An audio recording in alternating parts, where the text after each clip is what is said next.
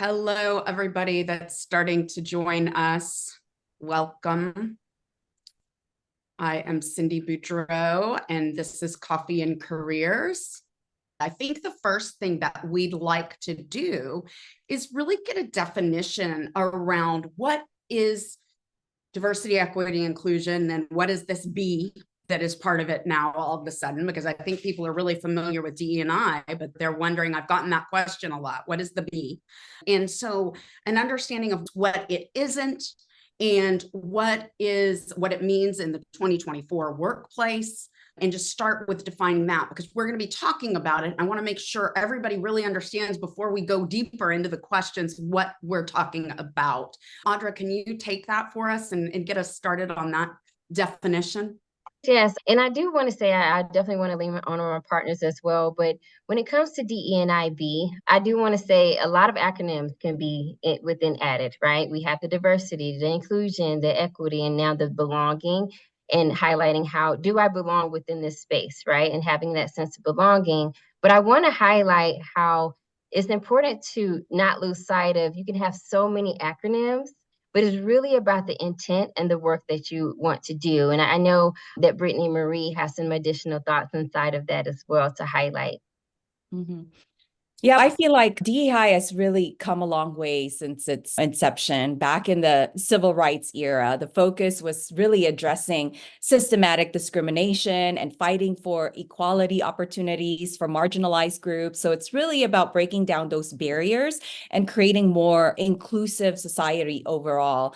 And as time went on, we've seen a lot of significant social shifts and legislative changes that really, I feel, heightened and propelled the DEI movement. So today, DEI really is just not about quotas or checking off the boxes. It's really about embracing individuals' uniqueness and also feeling valued, right, and included. So again, from civil rights roots, DEI has evolved really into this multifaceted approach affecting our everyday lives and shaping today's landscape. So it's not just the statistics. It's really about welcoming different backgrounds, different cultures, different viewpoints. So it's fairness and equality all across, no matter who you are. And then inclusion brings everything together, fostering an environment where everyone's voice really matters and everyone feels empowered to make those contributions. Fantastic. And let's get at the end of that, let's talk a little bit about what some of the common misperceptions are with DEIB initiatives in the workplace and how we address them to foster a more inclusive environment. Brittany, can you take that first? Absolutely. Cindy, of course, you give me the spicy topic. If we think about D&I right now, I think it's good to, let's just break the ice, right? There are these political buzzwords. We're running up against so much with Supreme Court rulings. Each state is having their own version of what D&I means, right? Or DEIB, what that means, what it looks like. Some of the phrases we're talking about attacking D&I, or we're attacking, or we're trying to reverse the work that's been done. And I think that if we really take a step back away from what's newsworthy, what's in politics, what we're hearing, we're really just getting back to the work that's always been there. It's been there before 2020. It's been there before 2024. It's been there before the election, right? And we're coming back to a place of what makes sense. We know that these organizations, everyone has the slogans on their websites and all of those things, but it really comes back to that the B that's been added, which is the belonging, right? Making sure that we create culture that cares, culture that is inclusive and diverse. And if we're not doing that, then how can we consider ourselves, if we're talking about being in the United States, a melting pot? Because that's what we are. We're a diverse population across the board. So I think that the one or the major misconception is that we have to put ourselves in a position to stop using these words in the wrong way. We need to use them as they've been created and by definition. And then we need to make them real and then hold ourselves accountable to keeping it real. Because if not, we're going to find ourselves using words in the wrong way, and then we're all talking about something different. So that's probably the first misconception I'll tackle. I'll let the rest of my team here answer the their portion of it. Yeah, Brittany, you hit it right on. I feel like today it's people say DIB is just a passing trend, right? Oh, DIB is trendy, right? It's in the mainstream, which is so far from the truth. It's an ongoing journey that really requires long-term commitment and systematic change. So it's really about sustaining business practices and, most importantly, again, creating a workplace where every individual feels valued and empowered. There's several different factors to this. There's the social and cultural shifts. I feel like as a society, we're becoming increasingly more diverse, and cultural norms, we're continuing to just evolve. So a lot of these initiatives reflect a broader societal shifts, and really, it's really important for organizations and as a society to remain relevant and keep up and connect at the bottom line, connect with our communities. Right. Yeah, we've got to do more than check the box. We have to do more than the writing on the wall. There has to be action behind it. Audra, did you want to add anything to that, or? Oh, we can move forward with the next question. Okay. I know we're tight So- with time, but thank you. Yes, Brittany, can you talk a little bit about, we've had some Supreme and appeals court decisions that have impacted and influenced policy and practices in the workplace. How have they influenced DIB in today's workplace? And what do you think it means for the workforce 5-10 years out? Can you cover that, start to cover that a little bit for us? Absolutely. So from the workplace perspective, let's talk a little bit about supplier diversity, right? From a supplier diversity perspective, it's impacting what's happening with our MBEs, which is minority businesses. It's impacting, some of the decisions are impacting how MBEs, if you're following along with the news, how MBEs are considered, if minority should even be specific to race, gender, age, etc., if it should be opened up to everyone, right? And so those are conversations that are ongoing. How it's going to impact our workforces, it's going to change the way that we do business. It's going to change the opportunities to minority businesses. And then from a contingent workforce or from a workforce perspective, the educational opportunities with the affirmative action decisions that are ongoing, those educational opportunities will shift.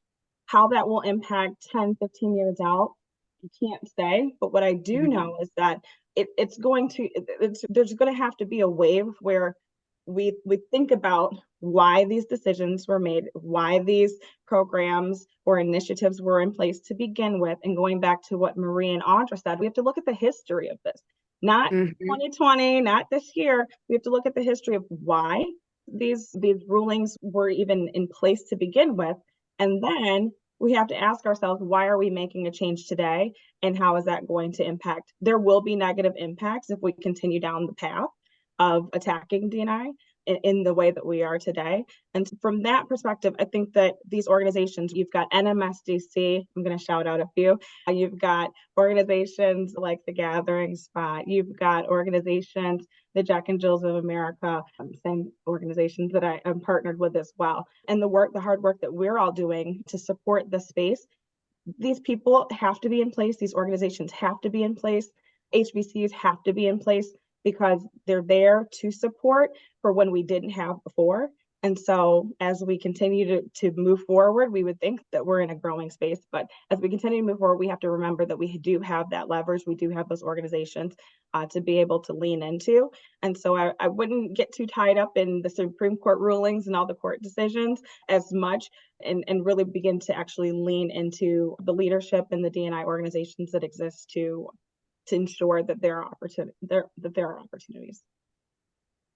I couldn't agree more, Brittany. I do want to also just highlight the importance of, I know there's a lot of political buzzwords, like Brittany mentioned, that is happening, but it's important for companies to understand, to just really stay grounded in why they want to pursue DEI within the workplace. And what I mean by that is, it's important to pay attention to who's not focusing more on DEI because of the rulings, because it makes you question the impact. It makes you question if they're truly about the DEI space. So I just really want to not lose sight of the fact that of course we have a lot of additional rulings here, but if you're really true and passionate about the work as an organization, you will continue the work to make sure that your company is aligned to where everyone feels included. Mhm. And going into the ruling space and making that systematic changes here at Bond Search Partners, we've been fortunate enough to help place and continue to place diverse board candidates, right? Board members within private and nonprofit organization. And yet, like you mentioned, there's still a lot of work to do, Audra. Right now, NASDAQ's rule says that companies listed on the stock exchange, they have to have diverse board. And if they don't, why? So they actually have to explain why they don't have a diverse board. But the U.S. Court of Appeals for the Fifth Circuit is deciding if that rule should stay or not. And why should that matter? It matters because the decision could really affect the future of leaderships and companies. If the court keeps NASDAQ's rule, then more companies might start adding diverse leaders to their boards. This means more voices from different backgrounds will be heard, and we'll have different viewpoints all across. And if the courts decides against a rule, even though we might not be able to change the court's decision directly, we can still make a difference. We can continue to educate and advocate for diversity, speak up for what's right, and support companies that prioritize inclusion. And as our next generations become leaders, we want to work to create a future where everyone has equal fair shot to success. Fantastic. Can I go back? I'm going to ask a question that I hesitated to ask at first because I wanted to make sure that someone else didn't understand it. Can you, Brittany, you were talking about MBE. Can you give what that acronym means for everyone and elaborate a little bit more on that? Absolutely. Organizations like CEI, the company that I work for, we are an MBE. So MBE is a minority business enterprise. Okay. What that you typically you fall up under the category of minority business, but then there are organizations that help to certify you as a certified minority business. So I also threw out another acronym, NMSDC, which is the National Minority Supplier Development Council. And they do the hard work along with a number of other organizations to ensure that you've got the Vegan Conference going on now, right? So that's also another certifying organization for women. But there are these organizations that ensure that minorities who are looking to establish business are not only given not just the opportunity, right? We're not talking about a handout. We're talking about opening the door so that they have visibility into the opportunities that other businesses have, and even access to capital and all of the other things that kind of come with the starting up of a business. So those organizations are amazing, but that's what MBE stands for. Okay, great. I've heard minority owned business and more, but on the MBE. So that's a new one for me too. Let's go into a little bit, like we talked about how we're going to get beyond the quotas and the metrics and talk about some actionable things. Can we, Marie, could you be able to touch on some strategies that companies can implement to get beyond the quotas and really integrate diversity into their hiring practices? Yeah. Thanks for that question. A lot of the clients we partner with here now range from enterprise clients, small cap to Fortune 1000. And a lot of the clients we're seeing across the board genuinely are committed to integrating diversity into their hiring practices. But we're seeing a common theme across the board. A lot of these organizations are partnered. These companies are partnered with certain organizations. They team up with community groups, as Brittany has mentioned, colleges, professional networks that focus on really bringing in diverse talent. Organizations like Women in Technology, NAACP, Catalyst, AAIP. And then you also have internship and mentorship programs where they establish internship, mentorship programs, offering valuable opportunities for these recent college or undergrad undergrad or graduates for skills and development and networking. And then a lot of these companies across the board are conducting regular diversity audits. So a lot of companies regularly audit their practices internally to assess diversity metrics. What does that look like? Their data to identify areas of improvement. Where are the gaps? So they track diversity metrics throughout onboarding, hiring process to really ensure fairness for all candidates. And most importantly, they invest in diverse leadership development. They put resources into a lot of different types of programs that help people, especially from the underrepresented URG groups, move up the ladder. So this just means more chances for them to take on leadership roles and make their voices heard for those career trajectories. And then we have companies like the big ones, like the Salesforce and Airbnb. For instance, Salesforce, they brought in something that's called Rooney Rule. So what this means is they have to consider at least one woman and one underrepresented minority for each top job they're hiring for. Plus, they also check salaries every year to make sure everyone's getting paid fairly, no matter their gender or background. So these steps have really helped make Salesforce internal organization more diverse and inclusive. So I'm seeing a lot of that internally, especially within the Fortune 1,500 organization. So I would say in general, Cindy, these initiatives are more common in larger organizations, but there's a need to focus on the SMB, the small to medium-sized business that really haven't caught up yet. Okay. Yeah. Anything else anybody wants to add? Okay. Audra, I'll throw the next one to you. Can you give us some strategies as they specifically relate to the recruitment side? And what roles does unconscious bias play in the process and some ways that we can mitigate it? Great question. And I do think it's important to really just not lose sight. I know we have unconscious bias, but also conscious bias, right? That does play a part when it comes within the recruitment process, such as age, gender, ethnicity.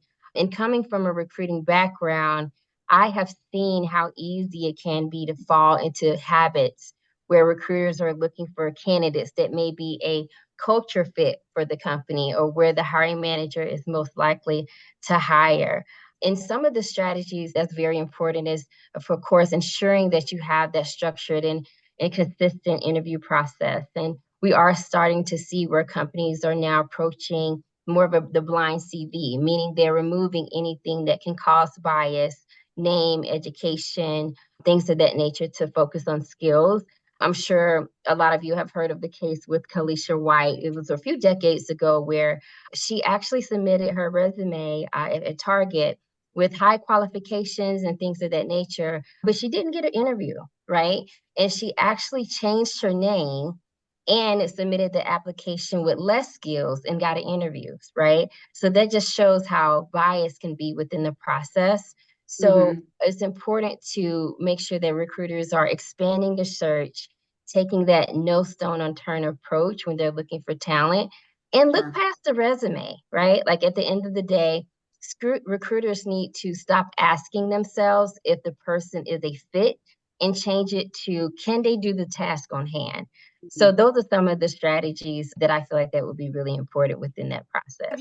Have you seen any clients or any of y'all, I guess I'm curious, that blind resumes and don't use names or don't, colleges or what, how far have you seen clients take it to be able to eliminate some of that?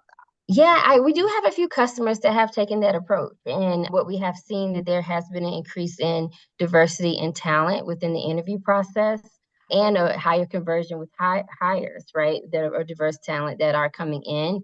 But it honestly, some customers would like to see it, right? But of course, it's not like the easiest for the suppliers. And so I would say it's very few customers that are looking into that from my end at AGS. But it has been something that we've seen that's been impactful.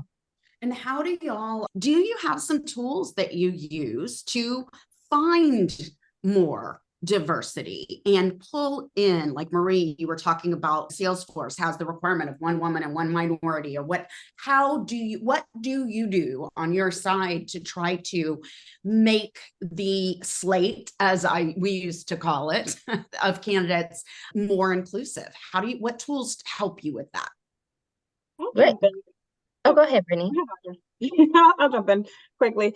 I think one of the interesting things that happened, and this is fairly a new conversation as I've been partnering with different MSPs, is the question of how do we find diverse talent, right? Mhm. And I love that question because it's the same way you find all the other talent, right?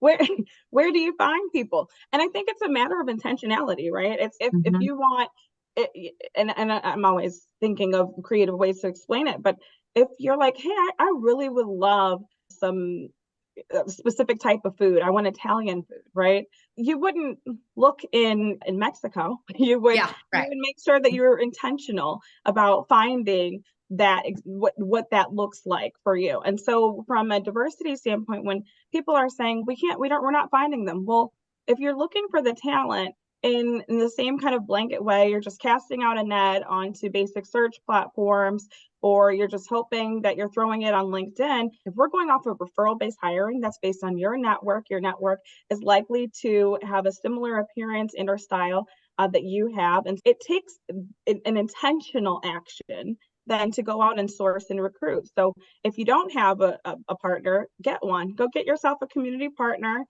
Talk to the folks within your local market, and really start to be very intentional. Don't just show up at the career fair at the largest school. Show up at the career fairs at the smaller schools, at the community Mhm. college. Go to the HBCUs. Be intentional about going to the. Most schools have a cultural. I can't think of the name of it, but it's like a CMI program. My Mhm. daughter's school has one. What is Cultural CMI, for cultural? inclusivity. I think it's like multicultural initiatives Okay. programs. But there are so many ways to, right? You've got organizations that are doing it, Mom Project, right? There are so many ways to Mhm. make this happen. And so to say, where do we find diverse talent? Look in the diverse organizations. There are so Mhm. many of them. And so I think that it's a matter of being intentional. And so leaning into educating recruiters to build those relationships. I think that workforce, all of this is relationship based, right? Yeah. And so we have to be stronger in growing relationships with partners that are not who we're used to partnering with for the manager level. You can't keep going to the same supplier expecting a different result. We're not going to get anywhere doing that. And as we all know, there's a way to be intentional about this work. And if we're not going to be intentional, then I think the best way then to take action is to just say, hey, we're not looking for diversity then. If you're not going to be intentional about it. We can't cross our fingers and hope that it's going to happen.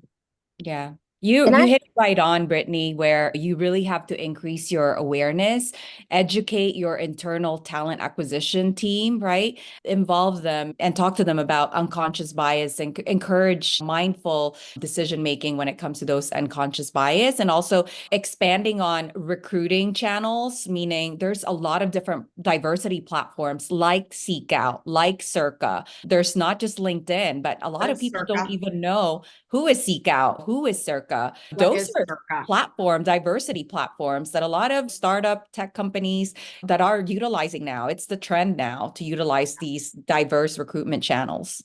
Marie, can you explain? I'm not familiar with Circa. What is Circa? It's similar to Seek Out, essentially, when you're looking for background diversity. So it's a site like Seek It's a Out, is site, it yeah. CIRCA? Yeah, it's like a sourcing platform tool. Okay, Yeah. perfect. Yeah. So that's something that people can use. I want to move on, and then I might have a little bit more questions around that. But what about it? It's difficult, I think, sometimes to reflect metrics and numbers surrounding the dead data. Can you talk about that a little bit for us, Brittany?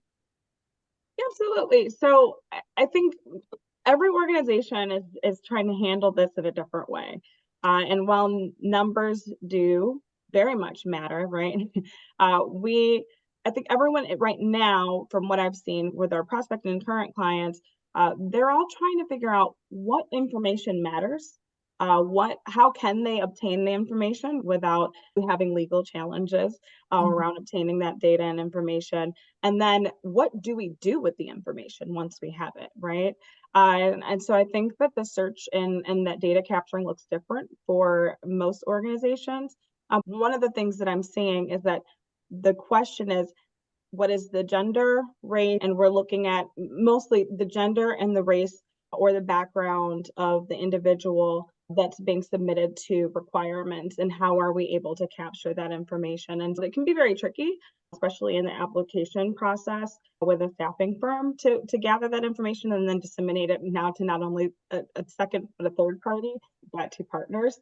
But I also think that there are creative ways to get around it. Again, if you're intentional in your recruitment strategy, then you don't really have to dig so deep to ask those very detailed questions to your candidates, because not everyone's going to want to share that information or share that data. And so then if you're partnered with these organizations that are very specific about supporting, whether it be women or people of color, or organizations that focus on age discrimination and addressing those challenges, then you can bring that into your system to say, well, we have a direct partnership with said organization, and this is their focus. And so this is how now we're looking at the numbers to make sure that we have some sort of representation from these groups or populations without making it very specific. I've seen organizations do all type of strange things where I had one organization I was on a call with a few years ago said, we're looking at everyone's name and then we're making a decision to see what category they fall into. And I remember being on the call and I said, what does the Brittany Evans look like then? Right? So you have all of these different, very interesting and creative ways that people are trying to address it. But I think, again, if we are sourcing with it and being intentional in our sourcing and our recruitment efforts, then it's a direct line, right? It shows you where these candidates are coming from and what type of organizations they're a part of and what means something to them. And I think that usually is enough just to start with. It's not gonna be enough to really continue on with a mature program as it relates to D&I, but I think that's a good starting point. Fantastic. I'm going to move on. The shift in DIB priorities, how has it impacted how candidates evaluate companies? And if we can add it into a little bit of that, what can companies do to show that they're inclusive and that they're taking these things into consideration in the interview process? Audra, do you want to take that?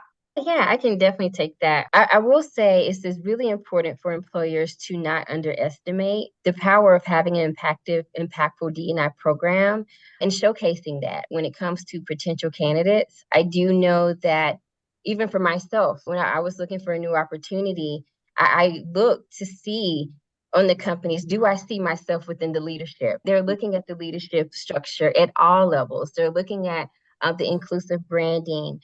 Do I just see different people on the page, or do I actually see the actual employees of the company? Are there any testimonials of the company?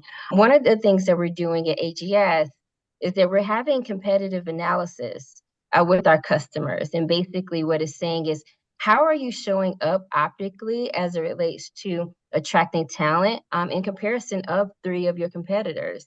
Because Deloitte reported that 40% of Gen Zers, they have declined job offers because they have felt that companies are not really aligned within having that inclusive environment. And 80% of workers say they want to work for a company that values DE&I. With that being said, I think it's important to not only just show what you're doing, right, but really have a sustainable program where the employees of the company and the potential candidates see the impact.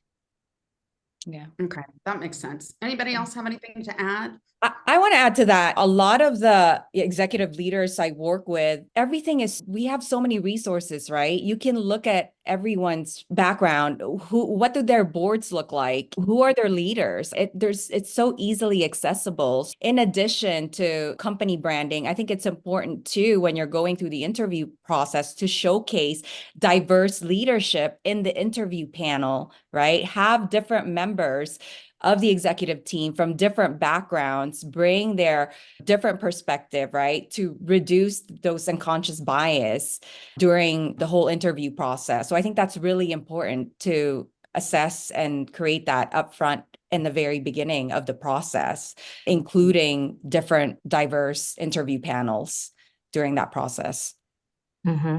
And just to piggyback off of what Marie and Audra are both saying here, I think that it's important, especially if we've got some hiring managers on the line. We are not in a space anymore where candidates are afraid to ask questions. I remember, I won't tell you what age I was when I first went on my first interview, but when you went into an interview back in the day, I'll say, that question, do you have any questions for us? I remember being like, what do I ask? I don't know what to ask. The young people, they definitely know what to ask. They're asking all of the questions. They've not only done their research on your organization, but they've probably done their research on you. They've looked you up on LinkedIn, your Facebook, they can find you.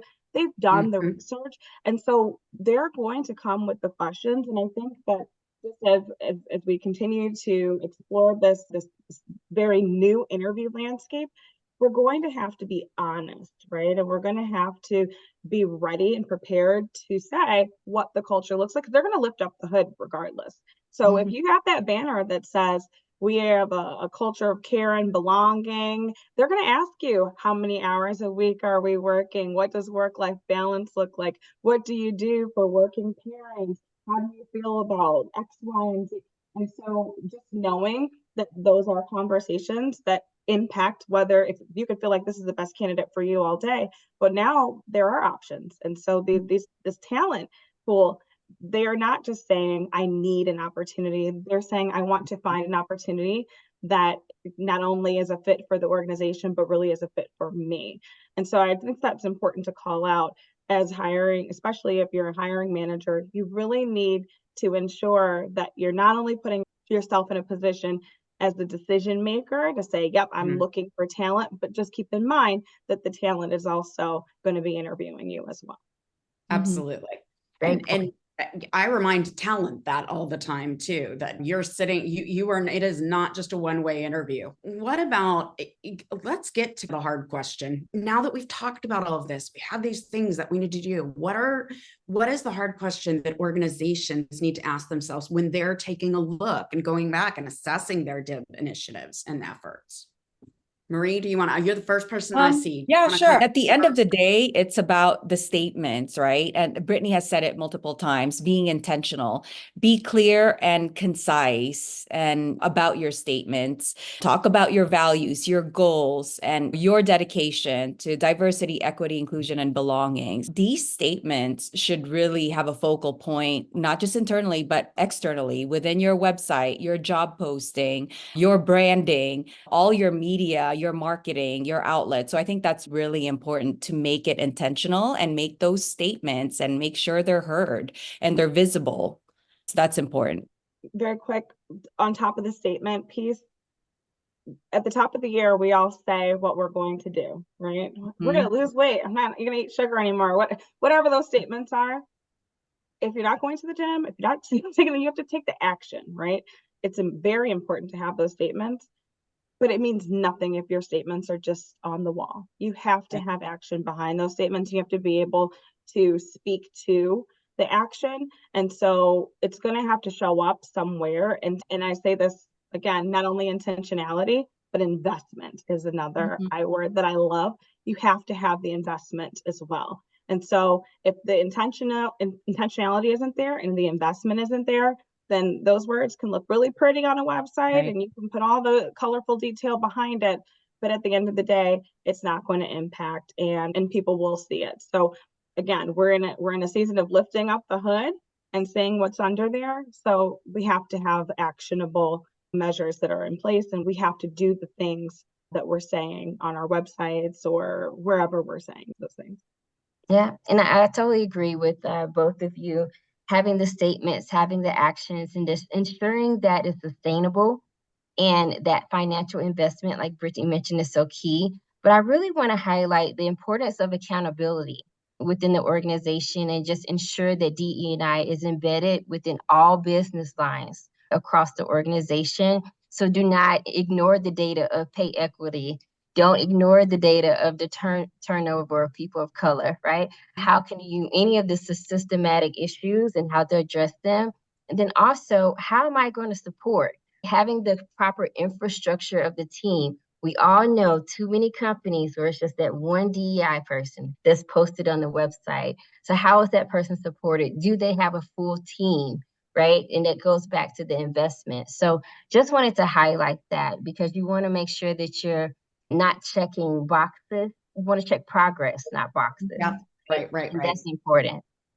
I like that. Check progress, not boxes. Mhm. Anything else that you guys would add to this conversation? I don't want to take too much time. I think for me, everyone is so passionate, right, about DEI. I just want to leave the audience with be passionate about executing it into where it's sustainable. And that's probably the only thing that I would like to leave the audience with today. Okay, I Marie. would also leave education is key on Yeah. that. And so if there's a lot of information, and I think that if someone join this call and didn't really understand D&I to begin with, then there is still a lot to understand. So go out and read. Don't wait for the news to come to you. Turn the tube off, but go out and really understand what these organizations were. We've thrown out so many acronyms at you. You probably have an A to Z list of a whole bunch of different letters, but the reality is take that time, go and educate yourself. And even I do this internally with our teams. Figure out what it means to you. Everyone falls into a D, an E, an I, or all three, or B. Exactly. Everyone has something that they can relate to. And so it is about all of us. Make it about you and go do the work to understand it before we start changing things and tearing stuff down and having all type of other conversations and fussing with folks about it. Let's educate ourselves first. And I think that's going to be the key as we move forward and we find success with the work that we're doing.